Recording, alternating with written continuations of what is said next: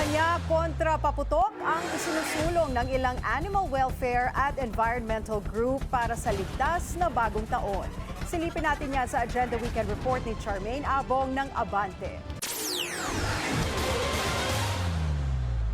Isang makulay pero makahulugang aktibidad ang isinagawa ng Eco Waste Coalition at ng Philippine Animal Welfare Society o PAWS. Inilunsad sa isang mall sa Quezon City ang kampanyang Iwas Paputoksik para ipanawagan ang isang paputok-free na bagong taon para iligtas ang mga alagang hayop, mga bata at ang kapaligiran mula sa panganib ng maingay at nakalalasong pyrotechnics. Naniniwala kami ang paggamit ng paputok ay nakakapinsala sa ating kalikasan at sa health ng mga tao.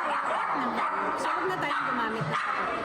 Tampok sa aktibidad ang isang pet parade kung saan nagmarcha ang mga fur parent kasama ang kanilang mga alaga habang may bitbit na mga placard na humihikayat sa publiko na iwasan ang paputok.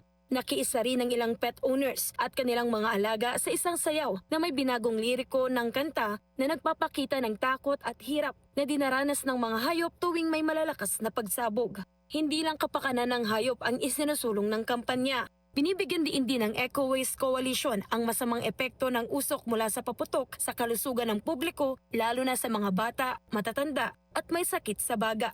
Gayon din ang polusyon at sa climate change. Pinatawagan din namin yung mga kapulisan mag-enforce tayo, lalo na yung mga barangay level kasi pagka ganitong palapit na ng palapit, ultimo mga kalsada, simpleng mga maliliit na sari-sari store, may tindang paputok.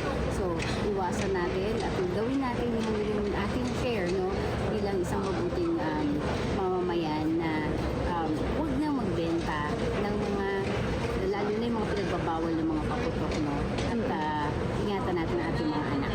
Bahagi ang Iwas Paputoksik ng matagal ng advokasya ng Eco Waste Coalition mula pa noong 2006. Katuwang ang Department of Health sa programang Iwas Paputok para mabawasan ang pinsala, polusyon at basura tuwing holiday season. Samantala, bagamat magandang panimula, kulang para kay PAWS Executive Director Ana Cabrera ang inilaang paunang 10 million pesos na pondo ng pamahalaan para sa Animal Welfare Supervision and Accreditation Program sa ilalim ng panukalang 2026 National Budget. It's a good start, na meron tayong 10 million na budget for animals, samantalang dati wala talaga.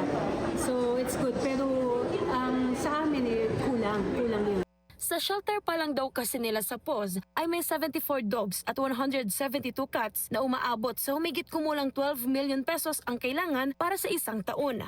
Ang 10 million pesos na pondo ay unang inihayag ni Senator Kiko Pangilinan na layong pondohan ang pagpapatupad ng animal welfare laws at tulungan ang mga lehitimong organisasyong nangangalaga sa mga nailigtas at inaalaga ang hayop.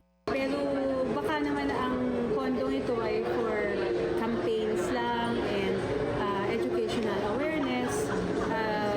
Maganda na rin naman yun. Hindi ko naman pwedeng sabihin na baliwala because we're coming from walang budget before ang kanila. So ang aming hiling, sana madagdagan naman. Sa paparating na New Year's Eve, mahalaga ang kapakanan ng ating fur babies na kasama natin sa hirap at ginhawa sa ating mga tahanan. Para sa Agenda Weekend, Charmaine Abong, Abante.